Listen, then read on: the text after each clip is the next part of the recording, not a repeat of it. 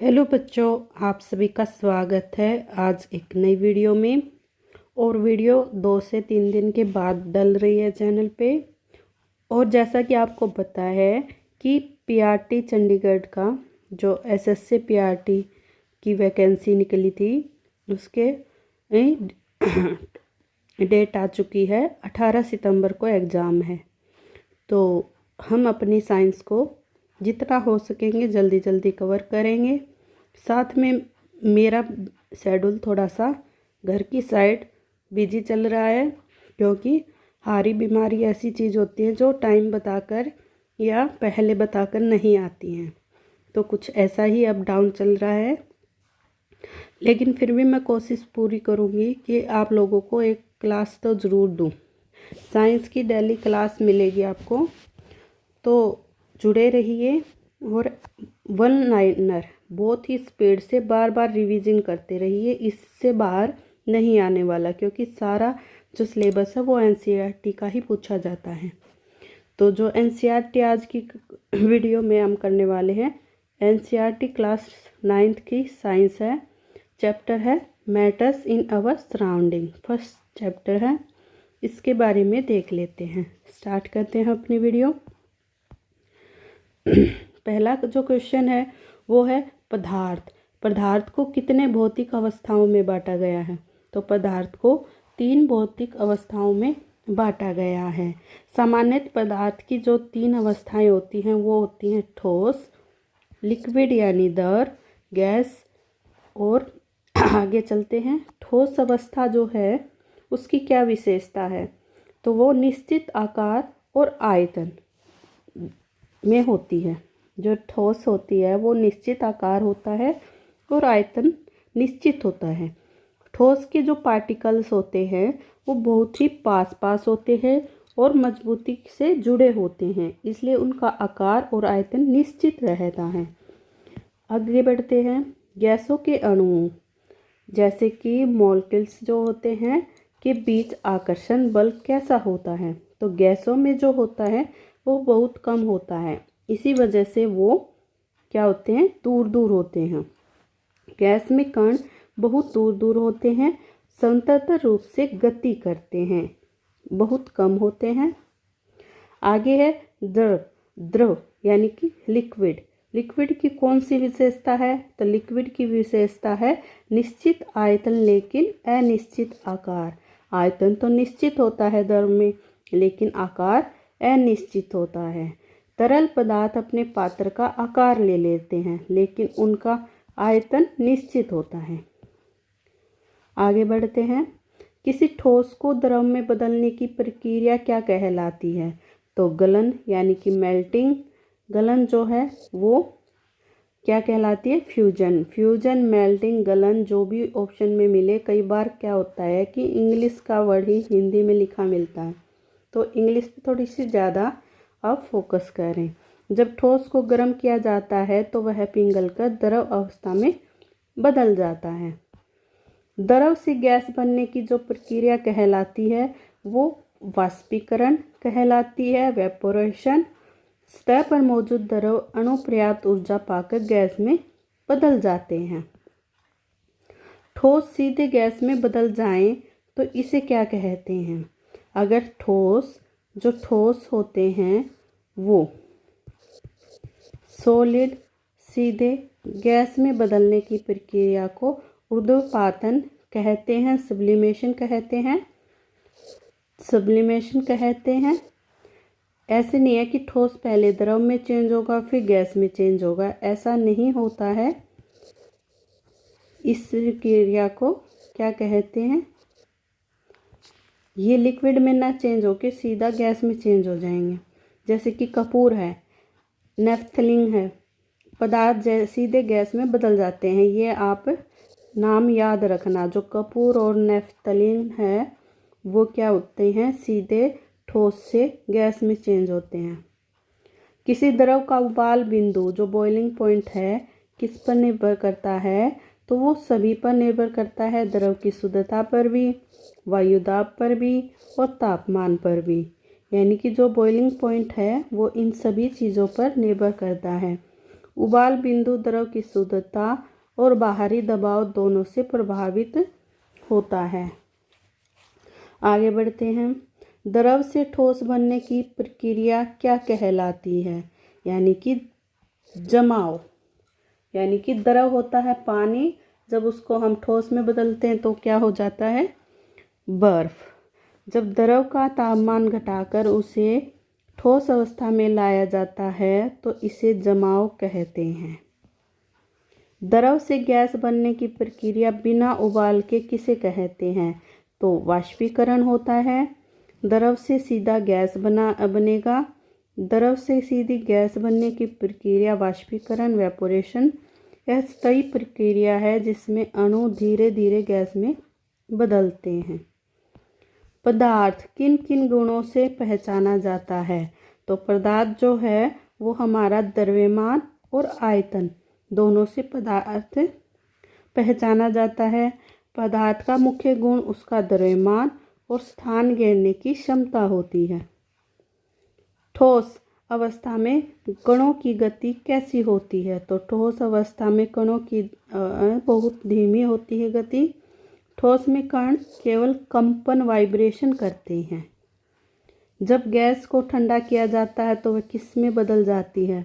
तो वो द्रव में बदल जाती है। इसे क्या कहते हैं? संघनन, कंडेंसेशन कहते हैं। ठोस की घनत्व डेंसिटी कैसी होती है?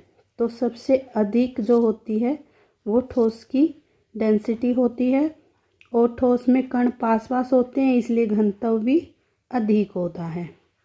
किस अवस्था में डिफ्यूजन सबसे अधिक होता है? तो गैस में डिफ्यूजन सबसे अधिक होता है। गैस में कण बहुत तेज गति से चलते हैं। किस अवस्था का कोई निश्चित आकार नहीं होता लेकिन निश्चित आयतन होता है? तो वो होती है द्रव। जो द्रव होता है इसका निश्चित आकार नहीं होता है लेकिन आयतन जो है वो निश्चित होता है। पसीना जो है, स्वेटिंग जो होती है वो शरीर को ठंडा कैसे करती है? तो वो वाष्पीकरण द्वारा ही शरीर को ठंडा करती है। पसीने का वाष्पीकरण शरीर की ऊष्मा लेकर होता है। धूप में रखे पानी का जल्दी ठंडा होना किस पर निर्भर करता है? तो वो हवा की गति, सतह क्षेत्र पर और नमी तीनों पर ही निर्भर करता है।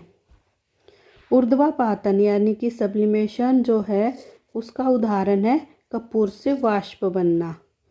कपूर से सब्लिमेशन जो होता है वो क्या होता है? सीधा ठोस से गैस बनना। सब्लिमेशन होता है ठोस से गैस बनना। तो ठोस से सीधा गैस, कपूर का जो वाष्पीकरण होता है वो सब्लिमेशन का उदाहरण है। किस अवस्था में कण सबसे अधिक स्वतंत्र रहते हैं? तो वो रहते हैं गैस अवस्था में। गैस अवस्था में सबसे अधिक स्वतंत्र रहते हैं। गंधक जो होता है यानी कि सल्फर किस अवस्था में पाया जाता है? तो ठोस में पाया जाता है। वाष्पीकरण जो है को बढ़ाने वाला कारक होता है, तो तापमान को भी बढ़ाता है, सतह क्षेत्रफल को भी बढ़ाता है, हवा की गति को भी, इन सभी को बढ़ाता है वेपोरेशन। शुष्क बर्फ यानी कि ड्राई आइस क्या है? जो ठोस कार्बन डाइऑक्साइड है इसे ड्राई आइस कहा जाता है, और ये एग्ज़ाम में आ चुका है। इसी एग्ज़ाम में ये क्वेश्चन पूछा जा चुका है कि शुष्क बर्फ क्या है? तो ठोस कार्बन डाइऑक्साइड है वो शुष्क बर्फ है। शुष्क बर्फ किस प्रक्रिया से सीधे गैस बनती है? तो ऊर्ध्वपातन। ऊर्ध्वपातन से क्या होती है? ड्राई आइस सीधी गैस में चेंज हो जाती है। किस अवस्था में दाब जो है प्रेशर डालने से आयतन घटता है? तो गैस में प्रेशर डालने से आयतन घट जाएगा। वाष्पीकरण की प्रक्रिया किस प्रकार की होती है? तो वाष्पीकरण की प्रक्रिया स्थायी होती है, सरफेसी होती है। गैस को द्रव में बदलने की प्रक्रिया क्या कहलाती है?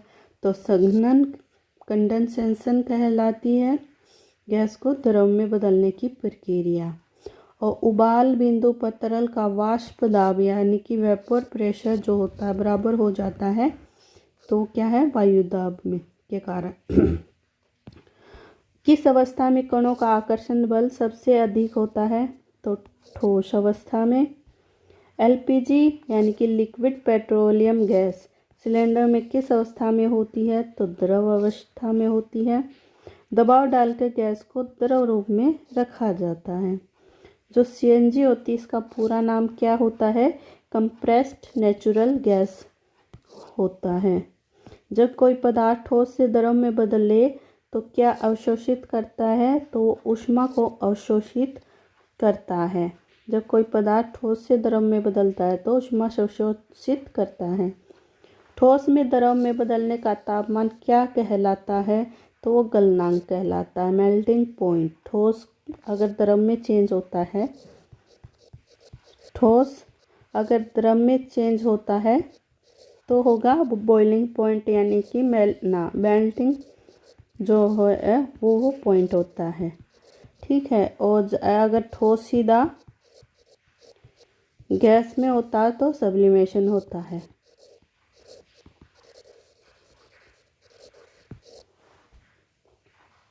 द्रव से गैस बनने का तापमान कहलाता है, द्रव से जो गैस बनती है वो क्या होती है, बॉइलिंग पॉइंट। द्रव से जो गैस होती है वो होती है बॉइलिंग उबलांक। ये गलनांक था मेल्टिंग पॉइंट, ये है उबलांक बॉइलिंग पॉइंट। ठीक है। और गैस से द्रव बनने का तापमान जो होता है वो संगनांक होता है। ठीक है। यानी कि गैस से द्रव में चेंज होना। और वाष्पीकरण की दर किस स्थिति में सबसे कम होती है, तो वो होती है अधिक आर्द्रता में। ह्यूमिडिटी जो होती है उसमें वाष्पीकरण की दर सबसे कम होती है। जब किसी द्रव के वाष्प का दबाव वायु दाब के बराबर हो जाए तो उसको वो उबालने लगता है। क्या करने लगता है, जब द्रव का वाष्प है वो दबाव वायु दाब के बराबर हो जाता है तो उसको उबालने लगता है। किस अवस्था का घनत्व सबसे कम होता है, तो गैस का सबसे कम होता है। ठोस से सीधे गैस बनने को क्या कहते हैं, ऊर्ध्वपातन सब्लिमेशन कहते हैं। बर्फ का पिघलना कौन सी प्रक्रिया है, तो गलन। बर्फ का पिघलना गलन प्रक्रिया होती है। गैस के अणु किस प्रकार गति करते हैं, तो गैस के अणु अनियमित रैंडम गति करते हैं। पानी का सामान्य गलनांक क्या होता है, तो 0 डिग्री सेल्सियस सामान्य तापमान होता है। सामान्य उबलांक क्या होता है, तो 100 डिग्री सेल्सियस पे उबलांक होता है। गैस के अणु हैं किसके बीच खाली स्थान रखते हैं, तो बहुत अधिक खाली स्थान रखते हैं जो गैस के अणु होते हैं आपस में। ठोस पदार्थ को छूने पर कैसा अनुभव होता है, तो कठोर और निश्चित आकार वाला। लोहे की कील पानी में क्यों डूब जाती है, क्योंकि जो घनत्व है वो पानी से अधिक है। पदार्थ के अणु आपस में किससे जुड़े रहते हैं, तो अणु आकर्षण बल होता है। इसके कारण पदार्थ के अणु आपस में जो इंटरमोलिकुलर फोर्स होता है उसकी वजह से पदार्थ के अणु आपस में जुड़े होते हैं। जब किसी पदार्थ का तापमान बढ़ाया जाता है तो अणु क्या करते हैं, तो दूर चले जाते हैं।